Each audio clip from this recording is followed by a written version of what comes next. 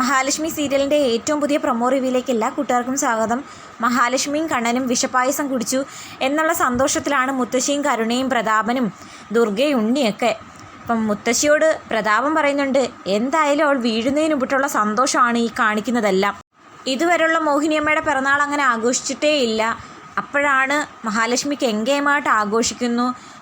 Cake, സദ്യ, പായസം അങ്ങനെയൊക്കെ ആഘോഷിക്കുന്നത് കൂടാതെ മോഹിനിയമ്മ ഒരുപാട് സ്നേഹിക്കുന്ന കണ്ണനും മഹാലക്ഷ്മിയും ഒരുമിച്ചിരുന്ന് സദ്യ കഴിക്കാൻ പറ്റുന്നു.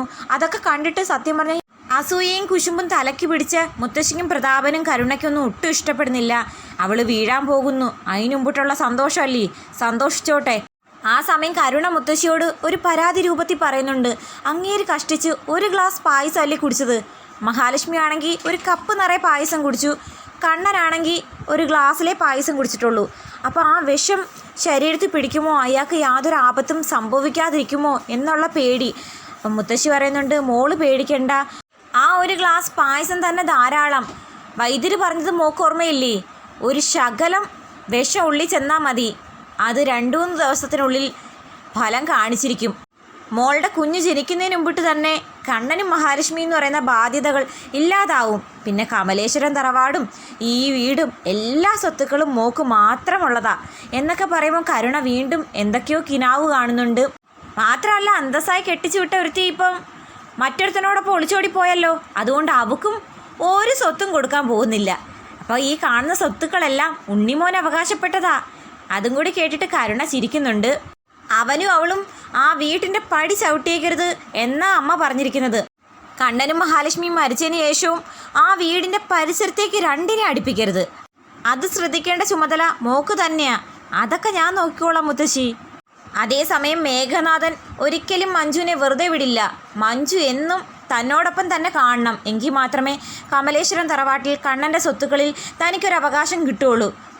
ഇപ്പം കണ്ണനെയും മഹാലക്ഷ്മിയും കരുണയും പ്രതാപനും മുത്തശ്ശിയും എല്ലാവരും കൂടി ചേർന്ന് ഇല്ലാതാക്കുകയാണെന്നുണ്ടെങ്കിൽ കണ്ണൻ്റെ അഭാവത്തിൽ ആ കാണുന്ന സ്വത്തുക്കളെല്ലാം ഉണ്ണിക്കും മഞ്ജുവിനും അവകാശപ്പെട്ടതാണ്.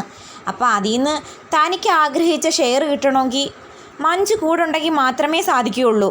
അതുകൊണ്ട് തന്നെ കണ്ണനും മഹാലക്ഷ്മിയും ഇല്ലാതാകുന്ന ആ സമയം തന്നെ സാഗറിനെയും ഏതെങ്കിലും രൂപത്തിൽ അകത്താക്കാൻ നോക്കുന്നു. അതായത് സാഗർ മഞ്ജുവിനോട് നല്ല സ്നേഹത്തോടെ സംസാരിച്ചുകൊണ്ടിരിക്കുന്ന ഫോണിൽ മതിമറന്ന് സംസാരിച്ചുകൊണ്ട് നിൽക്കുമ്പം സാഗർ ഉപയോഗിക്കുന്ന ആ വണ്ടിയിലേക്ക് നമ്മുടെ മേഘനാഥൻ പറഞ്ഞ ഗുണ്ട മയക്കുമരുന്നോ കഞ്ചാവോ കാറിൻ്റെ ഡോറ് തുറന്ന് അതിലേക്ക് വെച്ചിട്ട് ആരും അറിയാതെ രഹസ്യമായിട്ട് മുങ്ങുന്നുണ്ട്.